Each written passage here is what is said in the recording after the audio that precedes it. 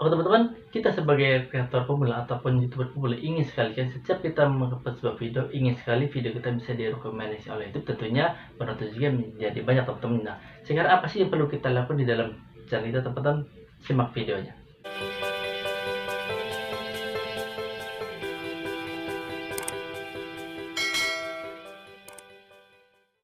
Assalamualaikum warahmatullahi wabarakatuh. Selamat datang kembali di channelnya Konten Video teman-teman. Oke, apa kabar teman-teman? Semoga dalam keadaan sehat dan juga selalu tetap semangat dalam buat sebuah video dan juga konsisten dalam membuat video dan juga tetap semangat dalam mengembangkan sebuah channel di channel kita masing-masing teman-teman ya. Oke, kita belajar balik lagi di sini teman-teman untuk bagaimana sih kita caranya untuk mengembangkan sebuah channel kita dan juga bagaimana sih caranya video kita tuh bisa direkomendasikan oleh YouTube dan juga tentunya banyak penonton dan juga orang-orang suka di dalam nonton video kita teman-teman. Nah, tentunya kita harus memperlakukan beberapa trik ataupun strategi-strategi yang harus kita lakukan di dalam channel kita teman-teman. Oke, sekarang ini saya akan membahasnya teman-teman ya. Dan jangan lupa teman-teman yang baru bergabung di channel tersebut, langkah baiknya teman-teman bisa mendukung dengan cara klik subscribe dan juga nyalakan loncengnya agar setiap pembuatan video-video yang bermanfaat bagi teman-teman, teman-teman bisa dapatkan notifikasi dan juga langsung mendapatkan informasi yang akurat. Oke teman-teman, sesuai judul dan pembahasan saya yang di awal itu, bagaimana sih caranya supaya penonton itu betah dalam menonton di channel kita, dan juga bagaimana caranya supaya kita bisa memberikan yang terbaik untuk para penonton agar penonton itu betah dan juga cepat juga untuk mendapatkan pasti digital yang di channel kita teman-temannya. Khususnya untuk para youtuber pemula, coba lakukan beberapa trik yang saya sampaikan di dalam video kali ini. Tentunya tonton sampai selesai dan juga jangan skip agar kalian tidak gagal paham dalam menonton video dan juga informasi yang bermanfaat di dalam video teman-teman. Ada 3 strategi yang bisa meningkatkan penonton di dalam video kita teman-teman. Yang pertama, kita harus memenuhi kebutuhan penonton teman-teman. Bagaimana sih caranya supaya kita bisa memenuhi kebutuhan penonton ataupun target penonton yang ada di dalam video kita teman-teman? Oke teman-teman, yang pertama adalah bagaimana cara kita untuk memenuhi kebutuhan penonton teman-teman. Yang pertama, kita riset dulu kata kunci yang ada di dalam video kita teman-teman. Nah, manfaatnya apa dalam riset sebuah kata kunci?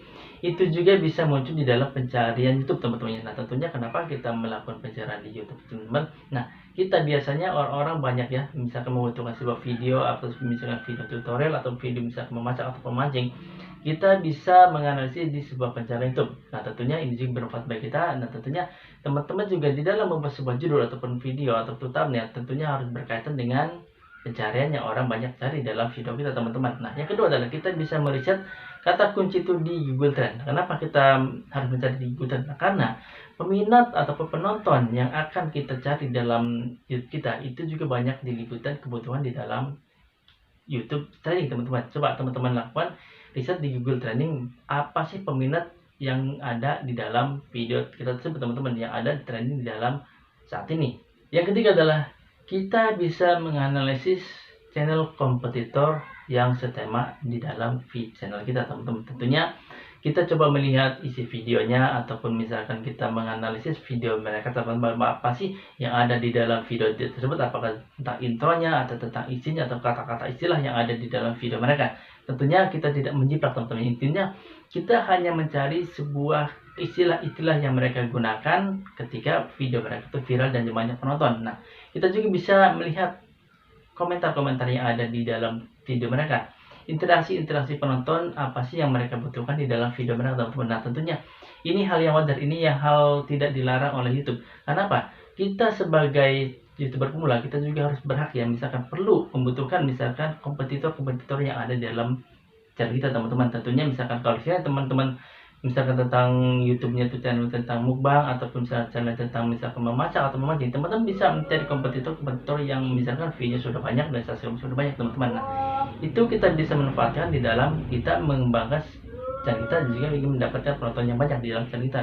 Tentunya kita hanya mencari istilah-istilah ataupun intro ataupun interaksi di dalam video mereka teman-teman. Itu hal yang wajar bagi kita teman-temannya, karena kita juga bagaimana sih supaya tahu kita sebagai youtuber pemula ingin sekali kan misalkan channel kita bisa berkembang dan juga sama-sama mendapat penonton yang banyak teman-teman. Yang keempat adalah coba kita sering membuka analitik di dalam channel kita teman-teman. Nah, dimana kita membuka channel analitik itu sebenarnya yang kita butuhkan adalah di dalam analitik channel kita teman-teman, seperti misalkan berapa presentasi ataupun grafik peningkatan atau penurunan yang ada di dalam video kita. Tentunya kita juga bisa melihatnya misalkan penelusuran YouTube atau misalkan analitik durasi tonton yang ditonton di dalam video kita, itu juga sebenarnya kita bisa menganalisis di dalam video kita agar kita bisa menganalisis berarti kekurangan kita tuh di mana, kelebihan kita itu di mana teman-teman. Apakah dari thumbnailnya, apakah dari judul videonya, dan juga misalkan banyak faktor-faktor yang mempengaruhi di dalam channel kita teman-teman.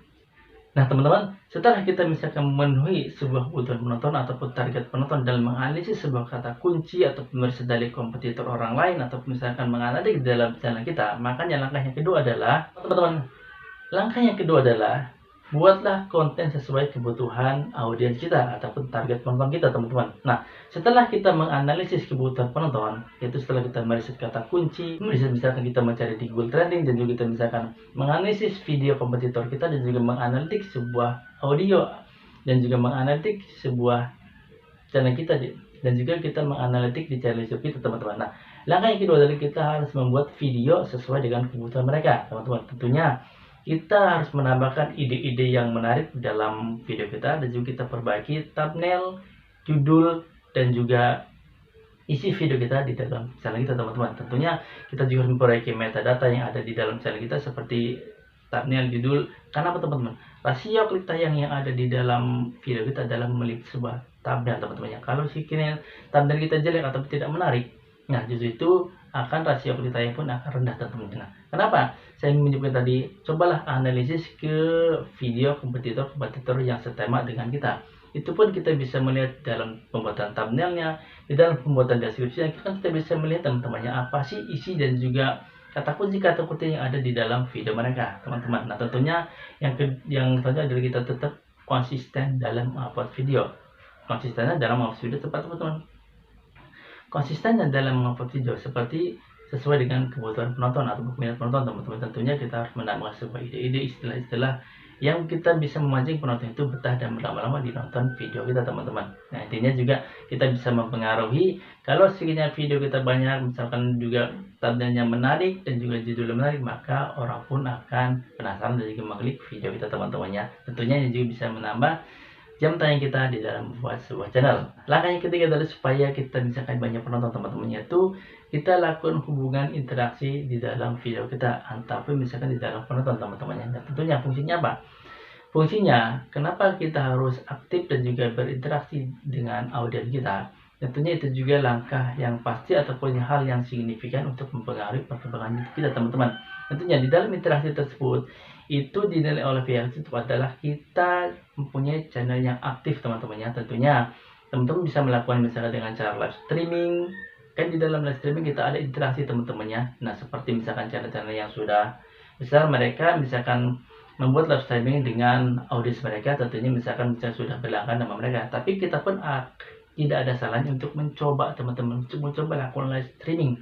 Walaupun yang penonton misalkan sedikit atau bisa berinteraksi sedikit, coba kita lakukan live streaming teman-teman. Walaupun misalkan dalam seminggu itu sekali teman-teman. Kenapa?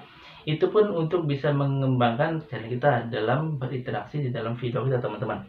Nah, oke teman-teman, jadi kesimpulan dari video kali ini, bagaimana sih cara kita supaya bisa menumbuhkan penonton supaya banyak dan juga ingin mendapatkan pasti jam tayang? Maka lakukanlah 3 hal ini teman-teman. Itu yang pertama adalah targetkan sebuah penonton ataupun menargetkan penonton teman-temannya di dalam channel kita. Dan juga yang kedua adalah kita konsisten dalam mengupload sebuah video dan juga sesuai dengan kebutuhan orang. Dan juga yang ketiga adalah jalin hubungan yang baik dengan penonton. Itulah yang membuat kita untuk bisa mengembangkan sebuah channel teman-temannya. Nah, disclaimer teman-teman, walaupun kita sudah melakukan berbagai trik dan strategi yang ada di dalam video kita, tentunya mungkin video kita juga atau thumbnail kita yang mempengaruhi bahwa penonton kita sepi teman-temannya. Makanya coba teman-teman lakukanlah optimasi kembali judul, thumbnail, dan juga deskripsi yang ada di video teman-teman. Tentunya video yang menarik adalah itu kunci utama teman-teman. Dan saya ucapkan salam.